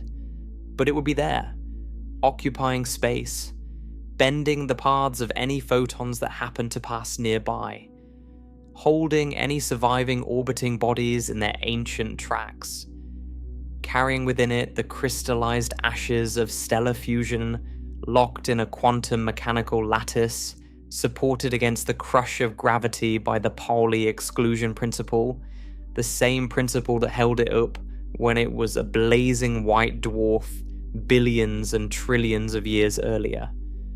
The matter inside would not have vanished. It would not have faded. It would not have dissipated into some vague cosmic fog. It would be right there, as real as it ever was, as dense as it ever was, as physically present as anything in the universe. The only thing missing would be the heat, the thermal energy that once made the white dwarf glow, the residual warmth from a star that burned for billions of years. That energy would finally be gone, radiated away photon by photon into the expanding void. But the matter itself, the carbon, the oxygen, the electrons, the crystalline structure, all of it would remain. A star can go completely dark without ceasing to exist. That's the central insight, and it's worth dwelling on because it contradicts something deep in human intuition. We associate existence with visibility. If we can't see something, we tend to think it's gone. If a light goes out, the thing that produced the light feels absent. But in physics, visibility is not existence. A candle flame going out doesn't destroy the wax. A campfire burning down to cold ash doesn't destroy the carbon in the wood. In the same way, a star cooling to absolute darkness doesn't destroy the matter that composed it. It just rearranges the energy. The thermal energy departs. The matter stays. The structure persists. The object endures. And it would endure in truly staggering numbers. Roughly 97% of all stars that have ever formed or ever will form in the universe will end their lives as white dwarfs. Every single one of them, given enough time, will cool into a black dwarf. The far future universe, long after the last star has burned out, long after the last galaxy has dispersed, would contain countless black dwarfs, trillions upon trillions of them, scattered across the darkness, each one a silent monument to a star that once shone, each one carrying inside it the frozen record of stellar fusion, each one persisting, patient, dark, waiting out timescales that no conscious mind may ever witness. In a sense, a black dwarf would be the ultimate expression of stellar matter's persistence. Stars are born, they shine, they die. But the matter that composed them doesn't share their mortality. It endures. It gets recycled, reformed, reprocessed through generations of stars. And when the last generation of stars has come and gone, when there's no more gas to form new suns, when the universe has exhausted its capacity for stellar fire, the matter settles into its final form. Cold, crystallized, degenerate, dark, but present. Still obeying the same laws of physics that governed it when it was part of a burning star. Still supported by the same quantum mechanical principles. Still composed of the same elements. The fire is gone. The fuel is spent. But the ashes remain, locked in a quantum mechanical embrace that will hold them for timescales that challenge the very concept of time itself. You might wonder whether there's something melancholy about this image. A universe filled with dark, cold remnants of stars that once blazed with light. A cosmos that has gone silent, populated only by invisible objects drifting through an ever-expanding void. And perhaps there is something melancholy about it. The era of starlight, the era we're living in right now, is a brief and extraordinary chapter in the universe's history. It won't last. The stars will burn out. The galaxies will darken. The cosmic background radiation will redshift to wavelengths, so long they become undetectable. And what will remain, for timescales that stretch beyond any horizon we can see, are these silent remnants, black dwarfs, cold neutron stars, black holes slowly evaporating through Hawking radiation, the ashes of a universe that once blazed with light. But there's another way to see it. Not melancholy, but profound. The fact that matter persists, that the products of stellar fusion endure even after the stars themselves have died, means that the universe doesn't simply erase its own history. The black dwarfs of the far future would carry within them a physical record of the stars that created them. The carbon in their cores was forged from helium in the nuclear furnaces of red giant stars. The oxygen was produced in the same fires. These elements, these specific atomic nuclei, are the direct products of processes that occurred inside living, shining stars. And they would still be there, locked in their crystalline lattice, after the last trace of those stars' light has been absorbed by the void. In the most literal sense, a black dwarf would be a fossil. Not a fossil in the biological sense, but a fossil in the deepest physical sense. A preserved remnant of a process that occurred so long ago that the timescale separating it from the present Dwarf's comprehension. A record written not in stone, but in the arrangement of atomic nuclei, held together by quantum mechanics, readable in principle if anyone or anything ever developed the means to read it. And perhaps that's the most remarkable thing about a black dwarf. Not that it's dark, not that it's cold, not that it's strange or exotic or extreme, but that it exists at all. That the laws of physics permit an object to persist in this state. That a star can exhaust its fuel, radiate away its heat, go completely and utterly dark, and still remain. Still be real. Still be physical. Still carry mass and gravity and structure. Still obey the laws that governed it from the moment it formed. Matter, it seems, is extraordinarily tenacious. It doesn't surrender its existence easily. Even when every source of energy is spent, even when every photon has departed, even when the temperature has dropped to within a whisper of absolute zero, the matter holds on. The lattice endures. The electrons push back against gravity. The object sits in the dark, silent and cold, but stubbornly, defiantly present. No black dwarf exists today. The universe is far too young. The oldest white dwarfs are still glowing, still warm, still billions or trillions of years from going dark. But the physics that will produce black dwarfs is already at work. White dwarfs are cooling right now. Crystallization is happening right now. The processes that will eventually create black dwarfs are already underway, ticking forward on timescales so long that human civilization, even the current age of the cosmos, barely registers as their opening moment. Somewhere in the unimaginably distant future, long after our sun has become a white dwarf, and long after that white dwarf has faded beyond detection, its remnant will still be there. A dark crystal roughly the size of Earth, with roughly 60% the mass of the sun, composed of carbon and oxygen nuclei arranged in a rigid lattice, supported by degenerate electrons that have been performing their quantum mechanical duty since the moment the star died. Cold, silent, dark, but there, still there. A monument to a star that once warmed a planet where something remarkable happened. Where matter organized itself into life, and life organized itself into minds, and minds looked up at the night sky and wondered what was out there. The answer, in the end, is matter. Patient, persistent, enduring matter. Locked in quantum stillness, waiting out eternity.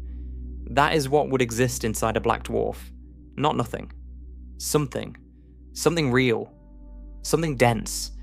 Something ancient beyond all reckoning. The last physical trace of a star that shone in a universe that remembers its dead not with light, but with silence, and with the stubborn refusal of matter to simply cease to be.